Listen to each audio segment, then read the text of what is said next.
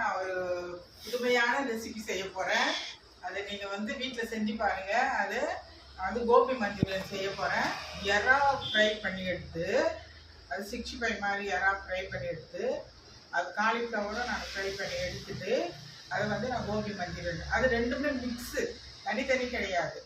எறா தனி கிடையாது, காலிஃப்ளவர் தனியாக கிடையாது. ரெண்டுமே மிக்ஸ் பண்ணி நான் ஒரு கோபி மஞ்சூரியன் செய்கிறேன். அதை நீங்கள் வீட்டில் செஞ்சு பாருங்கள், அது சூப்பராக இருக்கும். அதுக்கு என்னென்ன பொருள் நான் சொல்கிறேன் உங்களுக்கு. ஃபஸ்ட்டு என்னென்னா,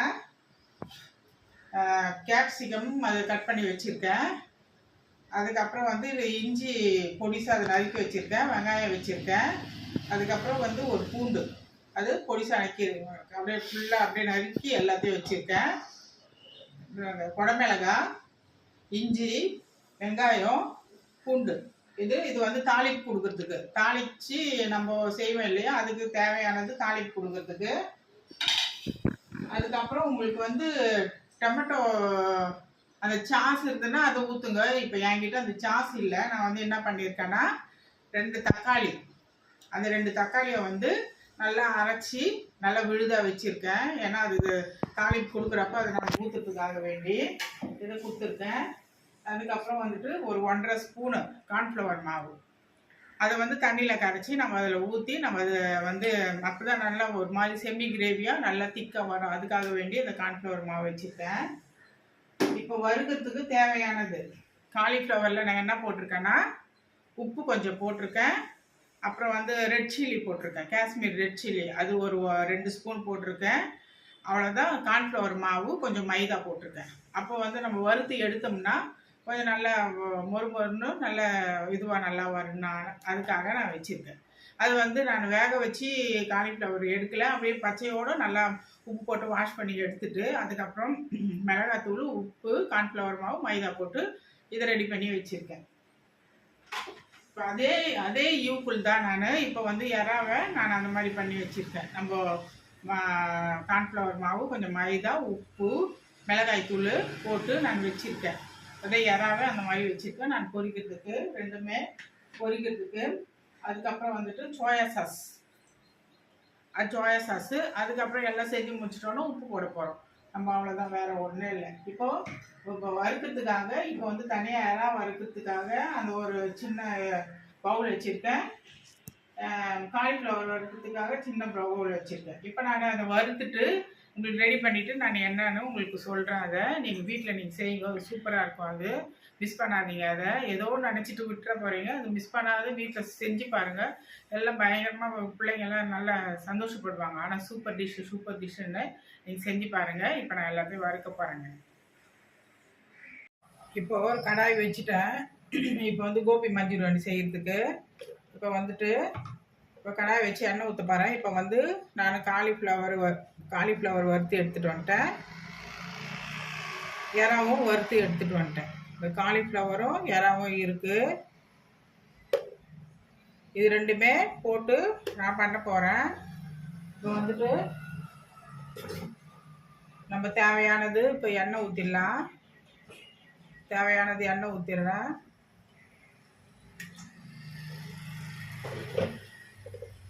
இப்போ எண்ணெய் ஊற்றினோன்னு நல்லா காஞ்சிடுச்சு. இப்போ காஞ்சிட்டோன்னு இப்போ நான் கட் பண்ணி வச்சுருக்கேன் இல்லையா, நம்ம எல்லாமே சேமாக எல்லாமே போடணும். குடமிளகாய், இஞ்சி, வெங்காயம், பூண்டு, இது எல்லாமே கட் பண்ணி வச்சுக்கிறதுல எல்லாமே சேமாக போட்டு வதக்கினா போதும். ஒன்று ஒன்றா தனித்தனியாக போட்டு வதக்கணும்னு அவசியம் இல்லை. எல்லாமே ஒன்றா போட்டு நான் எல்லாமே ஒன்றா போட்டு வதக்குறேன். இப்போது எல்லாமே நல்லா ஒன்றா போட்டு ஒரு 10 நிமிஷம் நல்லா வதங்கணும். இது நல்லா 10 நிமிஷம் வதங்கணும். நல்லா வதங்கிட்டோன்னா அதுக்கப்புறம் நம்ம இது டொமேட்டோ சாஸ் வச்சுருக்கோம்ல, டொமேட்டோ சாஸு, அதுக்கப்புறம் அது ஊற்றுவோம். ஊற்றிட்டு அதுக்கப்புறம் வந்துட்டு சோயா சாஸு வச்சுருக்கேன். சோயா சாஸ் ஊற்றுவோம்.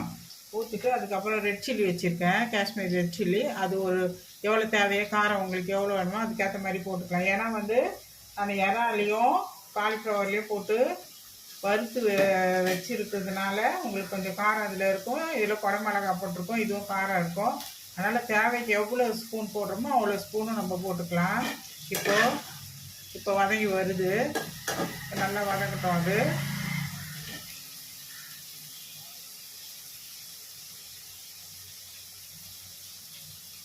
இப்போ நல்லா வதங்கட்டும். எல்லாம் காலிஃப்ளவர் வறுத்துட்டப்பா, இறாவை நல்லா வறுத்து எடுத்துட்டேன். இப்போ வறுத்து எடுத்துட்டு இப்போ நான் வந்து இப்போது கடாயில் வந்து எல்லாமே 5 பொருள் போட்டிருக்காங்க. வெங்காயம், பூண்டு, இஞ்சி, குடமிளகாய் எல்லாம் போட்டு நல்லா வதக்கியிருக்கேன். அது கூட வந்து இப்போ எல்லாமே நான் இப்போ செய்ய போகிறேன். இப்போ நல்லா வதங்கிடுச்சு. இப்போ நல்லா வதங்கிட்டோன்னா இப்போ டொமேட்டோ சாஸு அதை ஊற்றிடுவேன்.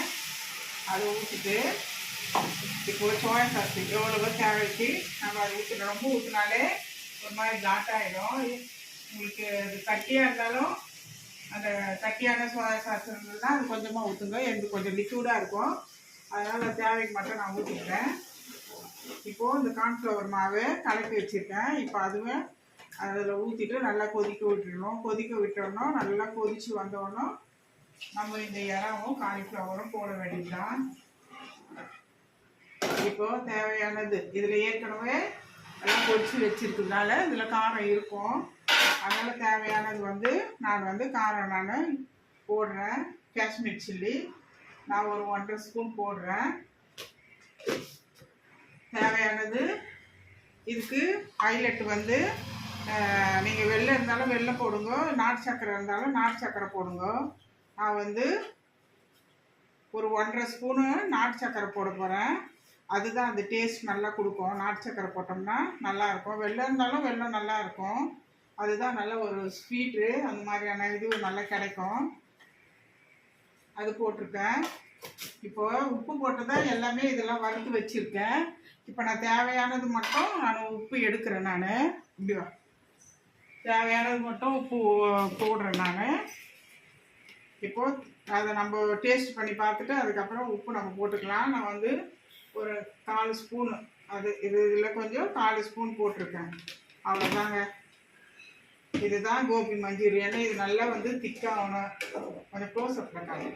நல்லா திக்காகி இங்கே பாருங்கள், நல்லா கரைஞ்சி நல்லா திக்காகுது பாருங்கள். இப்போ நம்ம என்ன பண்ணிடலாம், இப்போ இறாவும் காலிஃப்ளவரும் போட்டுடலாம். இப்போது சூப்பராகிடுச்சு பாருங்கள். இப்போ இறாவும் காலிஃப்ளவரும் நான் போடுறேன். இதில் ரெண்டுமே இறா காலிஃப்ளவர் செம்ம சூப்பராக இருக்குங்க. இது வீட்டில் செஞ்சு பாருங்கள். இதை செஞ்சு பார்த்துட்டு அது எப்படின்னு எனக்கு சொல்லுங்கள். அவ்வளோதாங்க. இது 2 நிமிஷம் வந்துச்சுன்னா இது கோபி மஞ்சூரியன் சூப்பர். இது வந்து செம்ம டேஸ்டி, வேறு லெவலில் இருக்கும். இது இறாவும் நான் வந்து காலிஃப்ளவரும் போட்டிருக்கேன். இது வந்து வேறு லெவலுங்க. இது இப்போ டேஸ்ட் பண்ணி பார்த்து உப்பு எவ்வளோ இருக்கோ நீங்கள் போட்டுக்கோங்க. நான் போதுமான அளவு போட்டிருக்கேன். இது அவ்வளோதாங்க, ஓவருங்க. அது முடிஞ்சிடுச்சு. இது நீங்கள் செஞ்சு பார்த்துட்டு அது என்ன எதுன்னு எனக்கு சொல்லுங்கள். செம்ம டேஸ்ட்டாக இருக்குங்க. நீங்கள் வந்துட்டு ஏதோ என்னடா இறாலாம் போட்டிருக்காங்களே அப்படின்னு நினச்சி கேட்காதீங்க. அதில் இறாலாம் போட்டு செஞ்சோம்னா நல்லா டேஸ்ட், நல்லா ருசியாக இருக்கும். பிள்ளைங்க நல்லா விரும்பி சாப்பிடுவாங்க. இதோட ரெசிபி அவ்வளோதாங்க, முடிஞ்சுதுங்க. தேங்க்யூ. இதை பண்ணி பாருங்கள், எனக்கு கமெண்ட் சொல்லுங்கள். தேங்க்யூ.